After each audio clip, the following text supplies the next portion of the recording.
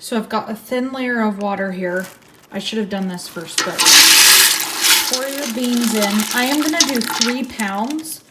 The only reason is because if it doesn't work with a ton, then it's not gonna work. So that's kind of how I like to do it. I'm just gonna try to get a little bit off the top so that it's flush with the seeds. And then what you do, or the seeds, the beans. Then what you do is once it has absorbed it, you add more, just a little bit more at a time. All right, I strained the beans and then I put some more in there just because I was curious if I would get more color, and I'm not really getting any more. Oh, wow, I'm getting a lot more color, but here is the difference between the two. So look at this. So this is the beans that I strained. I dipped it, I barely dipped it in. Look at that. So I'm gonna put it all the way in now.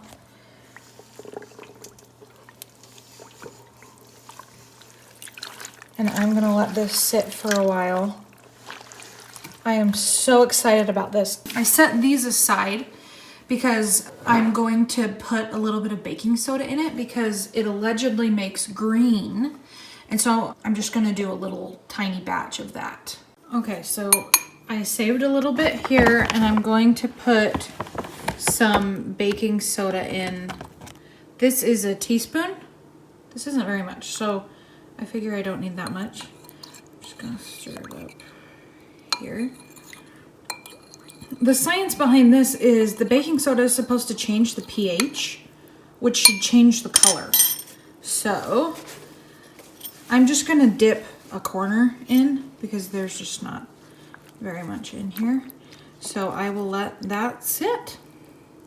All right, this has been sitting about 4 hours. You can see it kind of all the way down there. This was the black beans with the soda, with the baking soda. Here's just the black beans. Here is the black beans after, so I soaked the black beans and got this, and then I soaked them again and I got that.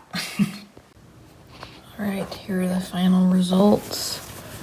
So this, it looks quite a bit different in the camera than it does in person. It's much more blue than purple in person. It faded quite a bit. It's not super pigmented, but I mean, it is darker. And then this is the green that had the baking soda in it. That's so cool. So that was a really cool experiment. I'm really glad I did that.